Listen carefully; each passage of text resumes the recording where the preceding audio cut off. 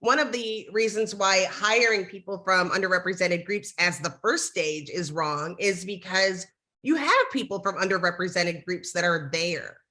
Ask them about their experiences. What would they like to see? What do they think are missing? Because they're having the conversations, whether you know it or not. Maybe they haven't felt open to share that information with you. But it also is important to take account internally of where do we need to start so you can build programs to make sure that people are feeling welcome and seeing if there is any gaps. Welcome to the Workology podcast, a podcast for the disruptive workplace leader. Join host Jessica Miller-Merrill, founder of Workology.com, as she sits down and gets to the bottom of trends, tools, and case studies for the business leader, HR, and recruiting professional who is tired of the status quo. Now here's Jessica with this episode of Workology. This podcast is part of the Workology podcast that is focused on DEI and HR. Diversity, equity, inclusion are not new ideas in HR or corporate arenas, but in recent months, the importance and significance of DEI in the workplace has gotten leaders throughout corporate to start thinking about what doing the right thing in our community looks like. For many of us in HR, this means we're not taking DEI initiatives to stakeholders. Those stakeholders are coming to us looking for answers, and we must be ready to respond. This podcast is powered by ACE the HR exam and Upskill HR. These are two courses that I offer for HR certification prep and recertification for HR leaders. Go to learn.workology.com. Before I introduce our podcast guest for today, I do want to hear from you. Text the word podcast to 512-548-3005 to ask questions, leave comments, and make suggestions for future guests. This is my community text number, and I want your feedback. Today, I'm joined by Jackye Clayton. She's the Vice President of Talent Acquisition and DEIB at Textio. Jackye is an acclaimed thought leader and inspirational speaker on recruiting and DEI topics. In her role as the VP of Talent Acquisition and DEI, she leads all related work at Textio, provides critical expertise to customers, and serves as a leading voice in the products Textio creates for the broader ecosystem. Jackye has been named one of the 9 most powerful women in business by You Should Know by SDHR Consulting. She's one of 15 women in HR tech to follow by VidCruiter, and one of the top recruitment thought leaders that you must follow by InterviewMocha magazine. She's also among the top 100 human resources influencers by Human Resources Executive magazine. Jackye was previously the editor for RecruitingDaily and currently co-hosts a popular DEI podcast called Inclusive AF. Jackye, welcome to the Workology podcast. Hi, I'm happy to be here. I am so proud of you. You know, we've known each other for a long time. Yes. But then I read your intro and I'm like, hey. Right, on the move. On the move. Well, I have talked to a lot of DEI leaders, DEIA leaders, and I love that you're using DEIB. For those that don't know what the B stands for, can you talk about that and why it's so important? Yes, the B stands for belonging. As we go through this journey, one of the challenges and part of the reason why there's been such an emphasis on DEIB is inviting people who maybe historically have been left out. And so there's potential there for that person to become othered and then not feel comfortable. Maybe they don't have a culture of inclusion. And so it's like, okay, I've been included, but do I feel like I belong? So the example that you hear a lot, there's a quote that comes out from the woman running diversity at Netflix. I can't remember her name right now, but the quote basically says, diversity is being asked to the dance and inclusion is being asked to dance. And belonging means there's a pool table in the corner, just in case dancing isn't even a thing like you want to do, making sure that they ask you what kind of songs you'd like on the playlist, making sure they have gluten-free waffles, so I feel like I actually belong here. And so with that, we really kind of focus on making sure that we have a psychologically safe environment and help our managers keep that in mind as they're developing programs.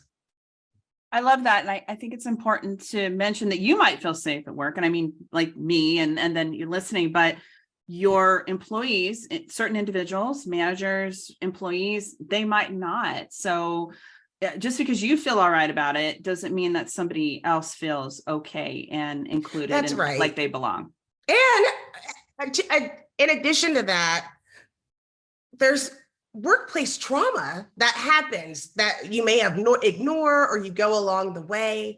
And there's things that have happened in your life at work that for whatever reason, maybe there wasn't an even distribution of power, or maybe at the beginning of your career where you're not really sure what to do because our lives are tied to work, right? It's how we make money. It determines on our families, where we live, where our children go to school, all of these types of things. And so what happens, even when you have a organization that focuses on DEIB, you can still bring some of that trauma with you that you remember from times past. And so it's important to recognize you could be doing all of the steps correctly. You're treating people the same way you would treat everyone else. But to me, on the receiving end, it feels very different to me because of my experiences. We're all a product of our various experiences. And so sometimes with that, we have to give a friendly reminder that we're not all the same. We want to keep those things into consideration so that we can get to the business of doing our jobs without unnecessary distractions, if that makes sense. It does. So let's talk about maybe some examples of what belonging looks like in practice at work. Sure. So one of the things that we do is we have healing circles, and healing circles, it allows people to share thoughts that are on their mind without debate. It's not up for discussion. It's not part of policy, but giving people a chance to share their thoughts is helpful so that they know that they have a voice and that they're being heard. The other part is we have, like at Textio, we have an inclusion council so that we can make sure that the policies and programs that are in place, people are engaging there, that people are participating and seeing, and we have someone from every department as a part of this inclusion council to say, what has been the impact, so that we notice, are people participating more? Do the people feel like they belong? And what suggestions do we have? It's also making sure that you're doing inventory of the people that are on your team. Is it a place where someone who's different can feel like they belong, and holding people accountable for those efforts? And, it's challenging because really we're seeing the shift where an HR is also responsible for company culture a lot of times, along with the person who's responsible for DEI. And we know that culture can shift with every hire. And so you really have to stay on top of it and make sure that you're paying attention before we want to do it proactively. So before something happens that we have to react to, we want to look at it from a proactive standpoint. For context, how big is Textio? What's the employee size? Textio, I think we're at 127 right now. So we are small, and that's important to notice. But what's also great for people to understand is that this is a directive that came from the top of the organization, and why I'm there. Not something that happened in the middle of it. It's something that has been, and it's scary, right? It's a scary job. I didn't realize it was scary until I started talking out in the field, and people are like, oh, so you're responsible for inclusion in a company that helps other organizations find inclusion. And I'm like, oh, I got a cramp. I'm like, I didn't even think about that before I came over, because it's been a part of my world for such a long time. But yeah, so it gives me a certain amount of autonomy to be able to put in particular programs, for sure. Well, I think it's important to talk about how large the company is, because sometimes I think people think, oh, we're a small company, we only have 50 employees, like we don't have the people power or a need to have these things like an inclusion council in place. But it's never too early to start building in inclusion and helping people feel like they belong. Yes, and it's very helpful when you are a smaller company before going to an ERG or a different organization, which is a whole nother podcast all in of to itself. But you still want to make sure that people belong, and you want to make sure that you're fostering that growth. It's a necessary business skill now. And people are looking to those programs of seeing what you're doing of longevity, and it's a retention issue at this point. And it's for everyone of every background, looking to see how people are being treated, and is it an equitable space? Even if they're a member of a majority group, still want to make sure that they're working for a company that embraces diversity and is treating people in an equitable way. So you've been in the HR and recruiting space for 20 plus years. Yes. A long ass time. Look at the gray, dude. I did not start that way. Can you talk about how you got started and then why you were drawn into DEI as a leader? Yes. So I really went in during recruiting. I started agency recruiting. At the time, I had spent 4 years not working, taking care of my children and raising my children. And during that time, no lie, I know this is going to sound odd, but during that time, I became a Tupperware lady, right? I had to go back to work. And I was a business analyst, a technical business analyst before. And I was like, I don't know anything that's happened on with technology. I've just been changing diapers and chasing children. And I started selling Tupperware. And I was like, I'm going to put Tupperware on my resume. And they literally brought me in because my resume, of course, this is pre-ATS and pre-LinkedIn and pre-online, but I had sales and I had technology. And so that's what they were looking for, to find recruiters, technology recruiters. But during that time, and starting to participate in organizations for talent acquisition and in HR, there was a need to find candidates from underrepresented groups. And the methodologies that people were using meant that I wasn't going to be found. And I thought I was pretty great, right? So I was like, wait, I want to be able to be found. I want to try to make suggestions and research. And I started writing for SourceCon. And what was interesting is that I was asked to write about diversity, but not write about women or people of color, which I was like, oh, okay, I'll get right back. I had to go do research because I was like, that's all I know about. And it really broadened my horizons, and I realized how much I didn't know. And at the time when we were starting to get to doing online recruiting or online policies, there was a huge push of sharing that information. And so I just wanted to share that information and started realizing some of the struggles. And with that, started working in that way with a lot of startups, writing about HR technology and seeing the gaps of how this was not made to find everyone, and just became passionate about finding ways to make that more equitable. And so it kind of came over. So it's always been dotted line to HR, always had that relationships. I've worked in recruitment under corporate, and where it was a part of HR, and now where we report directly to the CEO. I report to the CEO and they report to me as a dotted line partnership with human resources. That was going to be my next question, because I think that a lot of times people just put HR, like diversity, under HR, and there's nothing wrong with it. Right. But I feel like if you're going to be serious about diversity, equity, inclusion, and belonging, you should report directly to the CEO and be a member of the executive leadership team.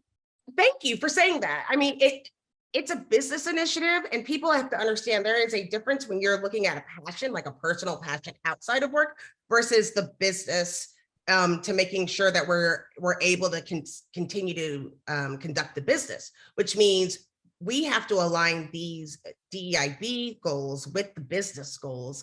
And we need to look at it realistically, like what technology is going to help us to, have the greatest opportunities to have people from underrepresented groups. What states should we recruit in?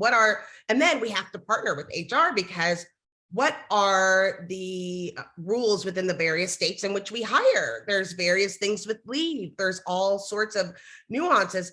And we partner, especially with our HR business partner, with the leadership team, where we fulfill a certain gap of coaching and training with our leaders, but focus on that aspect, and they can focus on some of the other aspects of career mapping and all of those pieces. So we really work hand in hand together on a lot of those aspects. But I think some people just default, you work with humans, so diversity must fall under HR. And there is a certain opportunity, there's things that we learn as we've gone through the way. And of course, we've all heard of cases and different things that have gone on in that space. But as we've become more aware, and it is tied to those business needs, it needs to be tied to a leader that can enforce and make those changes and be aware of the importance. And so that's why you need that direct line of communication. I think that's the biggest challenge. We've hired all these DEI individuals to lead the diversity efforts for our organizations, but because they don't have a direct line to the executive team, they aren't able to talk about the business impact or the budget that they need or the people to be able to do that. And so I see a lot of really great people that during 2020, 2021 moved into DEI roles and then have left and moved somewhere else because it was a solution it was a reaction to something, right, that was in the news, Black Lives Matter and George Floyd, which we need to have these people in the organizations. But if they don't report to the person with the budget or the purse strings and tie it to business outcome, it's not going to really be utilized. That's right. And I think the frustration is because a lot of organizations gave that role to the person who seemed to be most passionate into the organization. And just because you are a member of an underrepresented group does not make you an expert about how to deal with DEIB within an organization. Like, you don't see a lot of people that are chefs that are also diet specialists, right? Like, yeah, I'm passionate about food. I want people to be happy. That doesn't mean my meals are going to help people lose weight per se, just because I'm in that role. And so what happens is you get excited. And if you haven't done it from that business side, you get excited, but then you get disappointed and you haven't done this work and understood why is this an issue in the first place. And it's so important to be able to, like you're saying, is have that direct line and see what the overall impact is going to be. And for example, we were looking for an HRIS earlier this year, and the members of our team were part of that process and looking, and you would be shocked on how many or maybe not you, but somebody listening is going to be shocked to know that there are HRIS systems, and it said, woman, man, or X were the choices. And we were like, oh, we can't use that. It is not inclusive. There's no reporting. We can't look at the intersectionality. We have, like our demographic, like we can't use that. And that came purely from a partnership along and the understanding before making some of those choices. But you're right, it does take budget. It does take support, and it is a lot of work. And it's unfortunate that the same people that ask for these programs to be in place are the same people that get in the way of that being able to move forward. HRIS systems that do not have these options, take note, because you're not going to get business if you aren't thinking from an inclusive point of view. And that reporting is so important. It is absolutely key. I mean, we interviewed someone last week who we have a place for you to enter your pronouns. And they were like, it's the first time anyone has asked me my pronouns before I went to the interview process. And no one has misgendered me through this whole process. And they wanted to work with us for that reason alone. I mean, they went through everything else, but and it doesn't take a lot. It doesn't take a lot. Let's take a reset. This is Jessica Miller Merrill, and you're listening to the Workology podcast powered by ACE, the HR exam, and Upskill HR. Go to learn.workology.com to learn more about our courses for professional development and HR certification. Today, we're talking with Jackye Clayton, Vice President of Talent Acquisition and DEIB at Textio. Before we get back, I want to hear from you. Shoot me a text podcast to 548-3005. Ask me questions, leave comments, and make suggestions for future guests. This is my community text number, and I want to hear from you.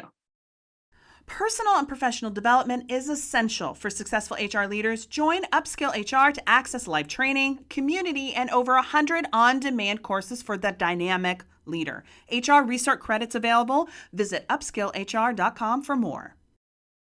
So you've mentioned one thing, which is asking pronouns during Yes. the hiring process, right? To be more inclusive.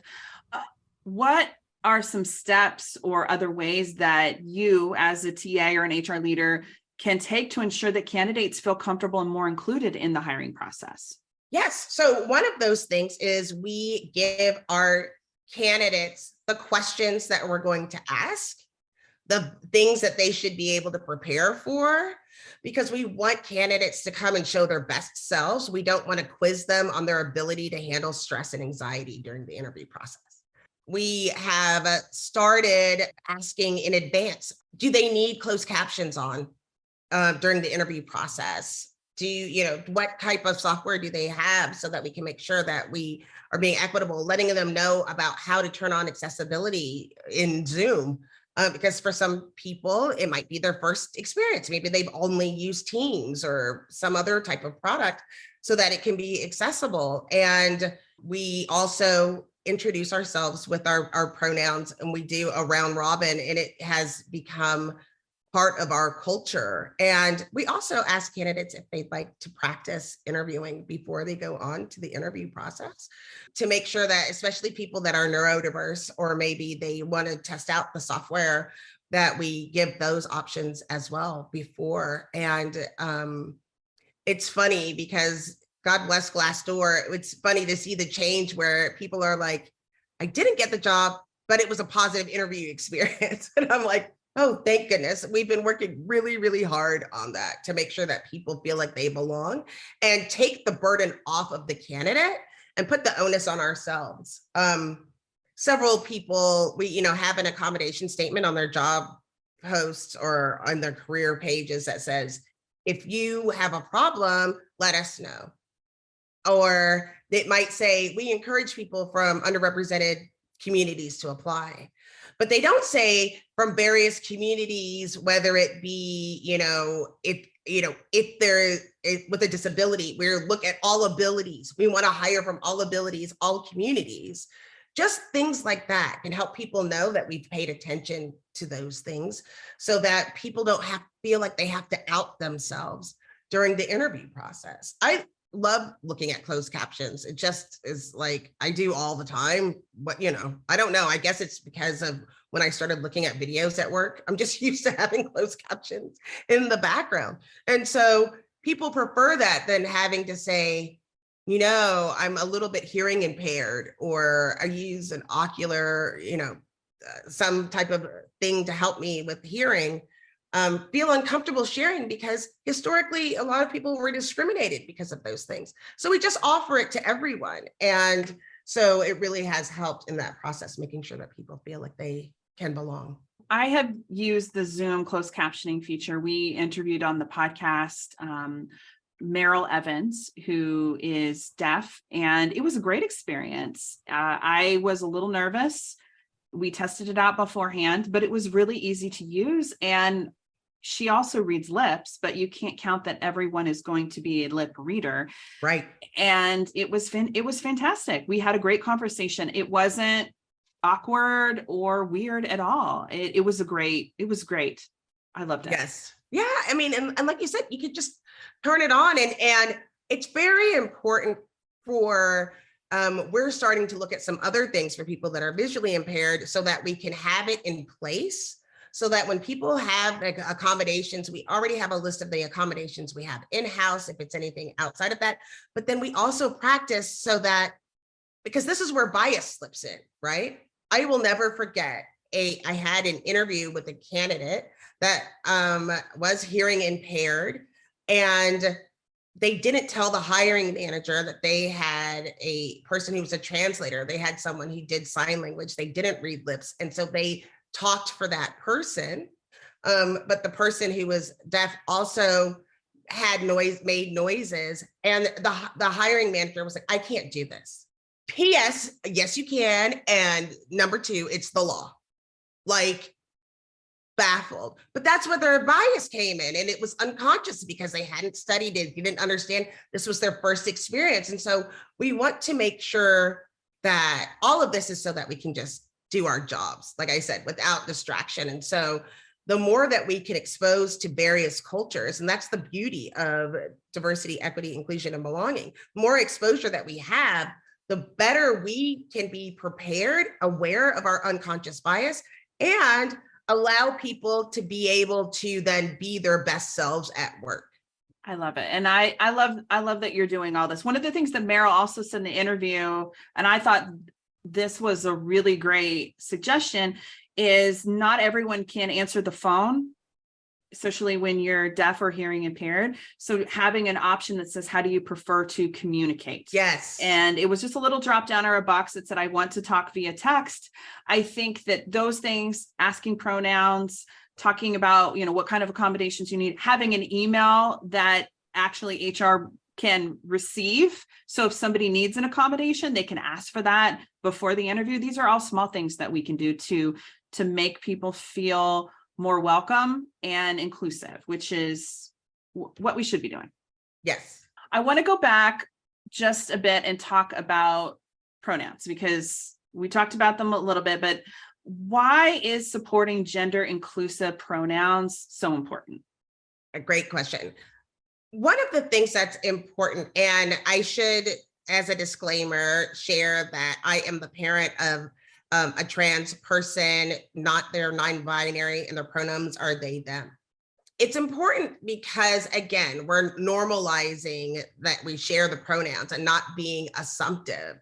Another thing that's really easy is to make sure that we refer to everyone as they, them until they let us know what their pronouns are, because again, you don't want to inflict additional trauma on a person by making them have to out themselves. Like, this is why it's all about safety, and we have to make sure that we are accommodating for that. So we share it so that people feel comfortable sharing. And we don't ask people, if they would like to share their pronouns, they will. If they don't have to, but it has become policy internally.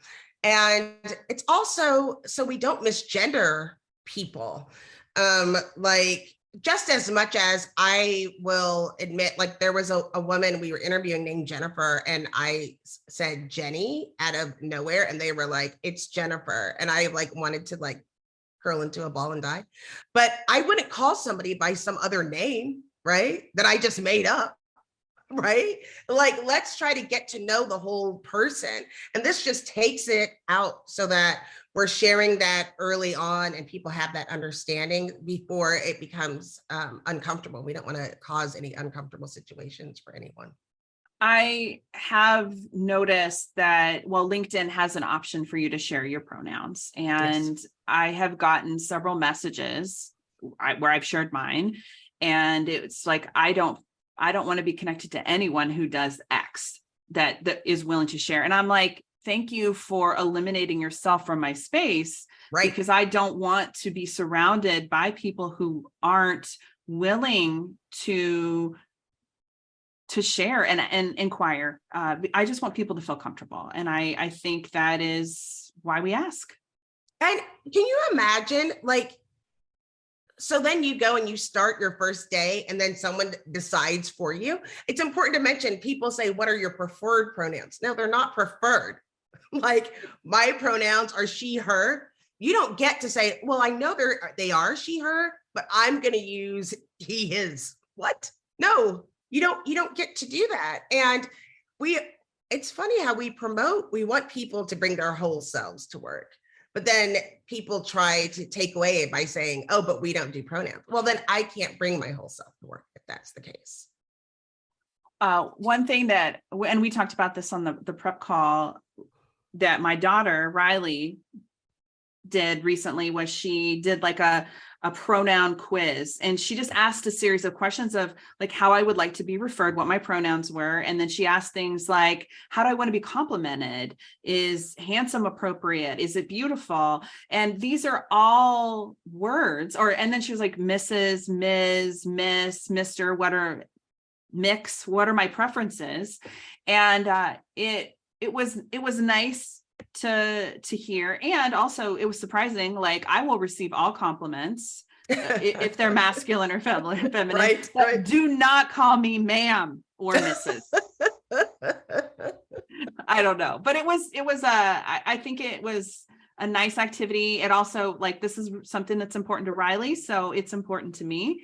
And it also helps me kind of see into the future of what the workplace is going to be like.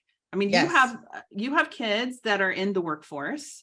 Yes. And my daughter will be soon. So this is going to be a normal request and That's an right. expectation. That's right. And it is so important that, again, my oldest has been misgendered. And like I said, they couldn't do their job that day, right? They were hurt and they felt unsafe, and, start giving people the side eye and seeing on how they were being treated. And so it's just good practice. What mistakes do you see companies make when it comes to DEI? Maybe like the most common, or maybe the one that drives you the craziest. I think the first thing that drives me crazy is they'll say, oh, we need to have more women and people of color. And they just start jumping in without preparing the organization, letting people know that this is what's happening. The expectations for like we're talking about now, the expectations is to share your pronouns. The expectation is that we make accommodations. The expectation is that these things are going to happen. That drives me crazy. The other thing is not having a definition or understanding of the demographics of the organization. I laugh at my own organization. We have an executive team that is a majority women. And so for us, when we're looking at the definition of diversity and inclusion, it's like we really need to add more men to our executive team as soon as we can, because there's voices that are missing. And I think that people don't look at, maybe you do have gaps, so that piece really, makes me go bananas. And something else that happens is that we don't hold people accountable to those numbers. Something that we've changed internally is making sure that there's an executive. Of course, again, we are 122 people, but making sure that there's an executive that is aware of the hires that are being made. And we started breaking down diversity, equity, inclusion by department rather than the whole organization. When you look at the whole organization, it looks great. But then when you look at it from a departmental standpoint, there are some that are oversaturated in one group and there are voices that are missing. And so that drives me, to the cocktails as well. and that's why much, really. That's why we ask. I mean, so let's shift over to maybe best advice. So best advice for HR professionals who would like to do more work in the DEI space or bring new initiatives to their companies. Where do they start? The first thing is to start at home, right? Take care of your own house.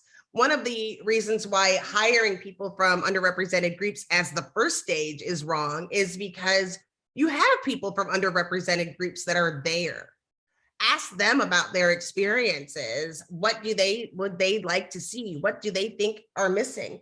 Because they're having the conversations, whether you know it or not. Maybe they haven't felt open to share that information with you. But it also is important to take account internally of where do we need to start, so you can build programs to make sure that people are feeling welcome and seeing if there is any gaps.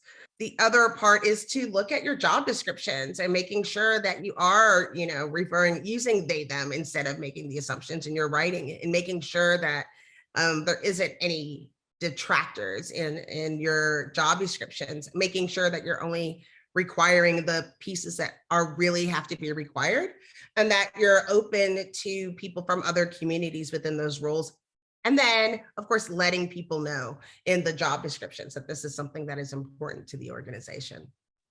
Well, Jackye, as always, thank you for your time chatting with us. It's always good to catch up, even if it's a podcast where we're being recorded, but well, we need to meet up soon. Where can people go to connect more with you, the podcast, and all the things? Yes. So Inclusive AF, you can find it on your favorite place to listen to podcasts. I think we're the only one called Inclusive AF. And you can always find me. I spell my name a little different. It's Jackye Clayton, and I'm Jackye Clayton on LinkedIn and Twitter. And I'm on LinkedIn and Twitter all the time. So well, we'll link to Inclusive AF and then your LinkedIn and your Twitter on the show notes. So if you just want to go to workology.com and scroll on over to Jackye's interview, you can get all the things. But thank you again. It was You're welcome. Pleasure. Thank you for having me. Conversations about diversity, equity, and inclusion are so important, and we need to have more of them because these conversations don't just spark, but they ignite change. As HR leaders, we can support our organizations with resources that open up DEI conversations and initiatives in a way that makes space for employees to bring their whole selves to work, while also setting an example of what doing the right thing looks like. I appreciate Jackye as a friend, as an expert, and her expertise and her time. So thank you, Jackye. I enjoyed talking to you today on the podcast. And I want to thank you for joining the Workology podcast, powered by Upskill HR and Ace the HR exam. This podcast is for the disruptive workplace leader who's tired of the status quo. Let's change work together. My name is Jessica Miller Merrill.